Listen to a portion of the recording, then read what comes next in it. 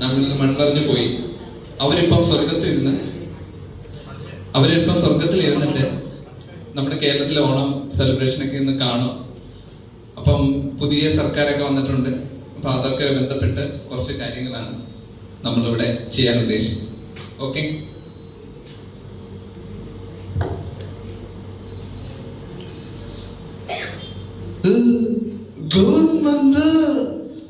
നമ്മുടെ ഗവൺമെന്റ് ഇപ്പോ നല്ല രീതിയിലാണ് നമ്മുടെ കേരളം ഭരിച്ചുകൊണ്ടിരിക്കുന്നത്.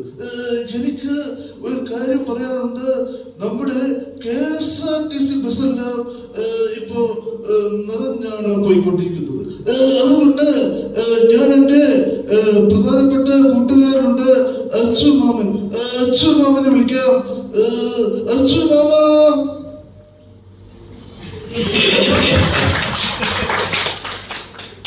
നമസ്കാരം കൊച്ചു.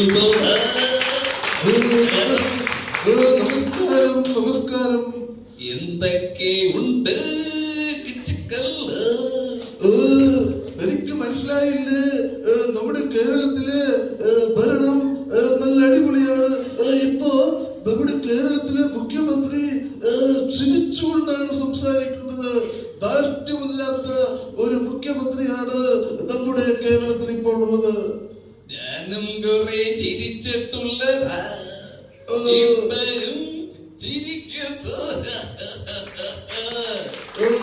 അത് കൊള്ളാം. ഏതായാലും ഇവിടെ വീടൊക്കെ വെക്കാൻ പോകുന്നുണ്ട്.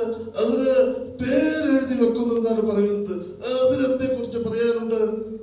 വീടൊക്കെ ഇടിച്ച് കുറെ പൊളിച്ചു മാറി.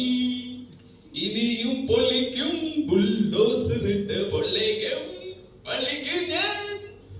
ഏതായാലും ഈ ഓണമായിട്ട് എല്ലാവർക്കും ഓണത്തിൽ റേഷൻ കടയിൽ നിന്നും കിറ്റുകളൊക്കെ കൊടുത്തിട്ടുണ്ട്. അതിനെപ്പറ്റി അച്ചു മാമന് എന്താ പറയാനുള്ളത്? ഞങ്ങളുടെ സർക്കാർ 2 വട്ടം വിജയിച്ചത് കിറ്റ് കൊടുത്താണ്. ഇനി കിറ്റ് കൊടുക്കാൻ ഗവൺമെന്റ് കയ്യിലില്ലല്ലോ. നമ്മള് ഇപ്പോ ഈ കേരളത്തിലെ എല്ലാ സ്ഥലത്തും തൂഫാൻ ഇറങ്ങിയിട്ടുണ്ട്. അതുകൊണ്ട് ഇവിടെ കഞ്ചാവ് അങ്ങനെയുള്ള സാധനങ്ങളൊന്നും ഇവിടെ ഇല്ല. എല്ലാരും പിടിച്ച് നമ്മള് ജയിലിലാക്കിയിട്ടുണ്ട്. അതിനെ പറ്റി അച്ചു മാമൻ എന്താ പറയാനുള്ളത്? നല്ല അഭിപ്രായം. പണ്ടേ ഇതൊക്കെ ചെയ്യേണ്ടതായിരുന്നു. ഇപ്പോഴത്തെ പിള്ളേരെല്ലാം 2 വലി 2 മാത്രമേ ഉള്ളൂ. എല്ലാത്തിനെയും പിടിച്ച് ജയിലിട്ടാൽ അവിടെ ഇവർക്ക് കഞ്ചാവൊക്കെ നിങ്ങളുടെ സർക്കാർ കൊടുക്കോ? ഏതായാലും നമ്മളിങ്ങനെ സംസാരിച്ച് തർക്കിച്ചിരുന്നിട്ട് കാര്യമില്ല. നമുക്ക് ഇവിടെ നിന്ന് എല്ലാ ജനങ്ങൾക്കും ഓണാശംസകൾ നേരാം. ഓണാശംസകൾ എല്ലാവർക്കും.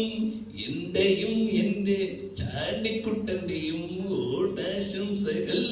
എല്ലാവർക്കും ഹൃദയം നിറഞ്ഞ ഓണാശംസകൾ നേരുന്നു. ഹാപ്പി ഓണം. അടുത്തായിട്ട് തുടരും എന്ന സിനിമയിലെ ഡയലോഗ് ശ്രീ ജനാർദ്ദന്റെ സൗണ്ടിൽ എടുത്താൽ എങ്ങനെയിരിക്കും എന്ന് നോക്കാം.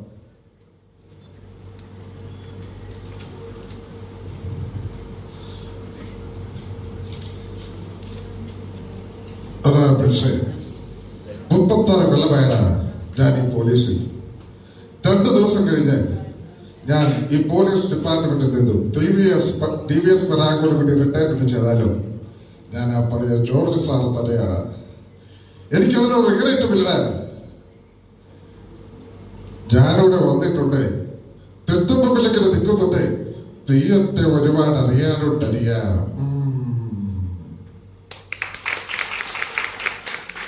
Thank you. ഞങ്ങളുടെ ചെറിയ ഒരു മിമിക്രി ഇവിടെ അവസാനിപ്പിക്കുകയാണ്.